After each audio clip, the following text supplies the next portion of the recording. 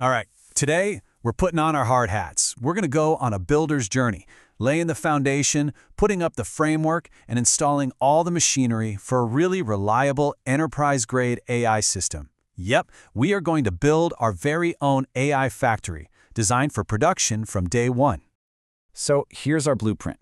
We're going to start with the foundations, to understand our core materials. Then we'll design the architecture for scale. After that, we get our hands dirty building the MLOps Lifecycle. That's our production line. Then we'll bring in governance for quality control and finally lock the whole thing down with security. Okay, let's dive in. Every great factory starts with a solid foundation, right? So before we start building, we need to be absolutely crystal clear on what our core materials are. Let's kick things off by defining enterprise AI.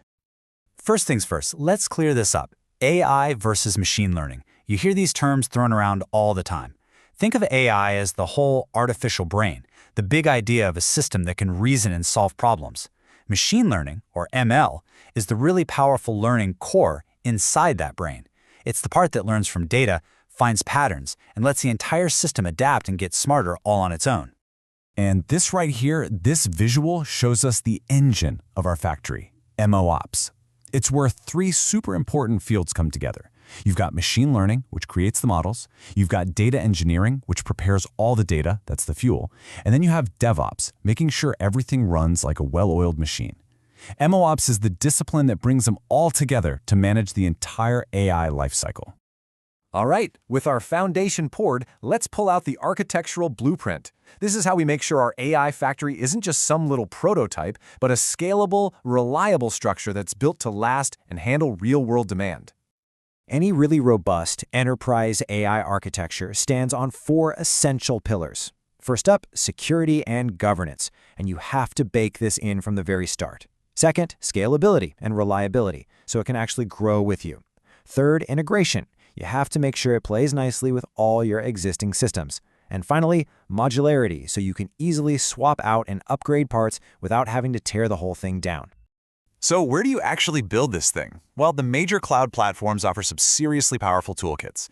You've got AWS SageMaker, which is known for its huge library of pre-built algorithms and some specialized hardware for deep learning.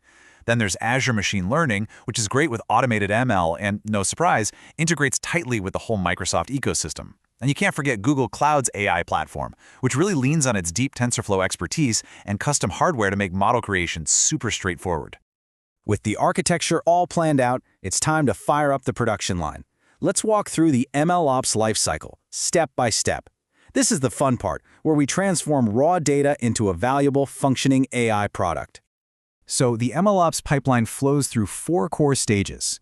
It all kicks off with data engineering, taking in raw data, cleaning it up, and shaping it into features the model can actually understand.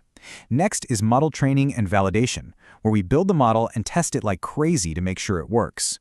Once it passes, it moves to automated deployment into the live environment. But it doesn't stop there. The final and absolutely critical stage is monitoring, where we keep an eye on it while it works in the real world.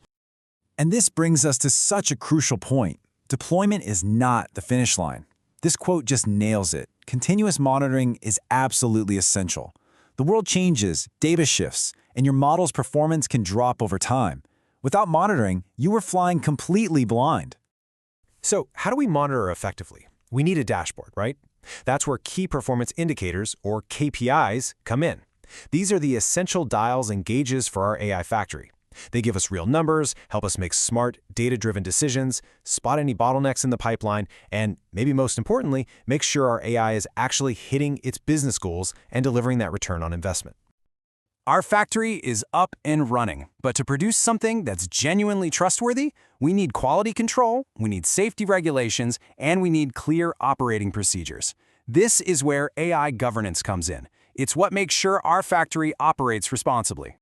And it all boils down to this one question: building trust in AI. It's not just a technical challenge, it's a human one. Real governance is about so much more than just ticking some compliance boxes. It's about creating the transparency and the accountability that become the very bedrock of trust. One of the most practical tools for this is something called a model card. Honestly, think of it like a nutrition label or user manual for your AI model. It's a standardized report that clearly lays out the model's intended use, its performance stats, and, crucially, its known limitations or biases. It really tells the model's whole story: helping everyone involved understand and manage its risks. Of course, governance also means you have to navigate a pretty complex web of global regulations. For instance, the EU's AI Act takes this really comprehensive risk-based approach, sorting AI systems into different categories, from unacceptable all the way down to minimal risk.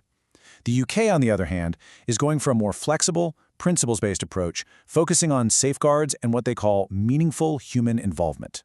Understanding these different philosophies is just critical if you're operating globally. We've made it to our final chapter, security. We have to secure the entire factory, from the raw data coming in the door to the finished AI product going out. And this requires a modern, integrated approach we call MLSecOps. You know, security in tech has really evolved. First, we moved from separate teams to DevOps to ship things faster. Then, we realized security couldn't be an afterthought, so we integrated it and created DevSecOps. Now, with the completely unique vulnerabilities that AI systems have, we're making that next logical leap to MLSecOps, which weaves security into every single stage of that MLOps lifecycle we just talked about. Whoa, okay. This diagram might look a little complex, but stick with me.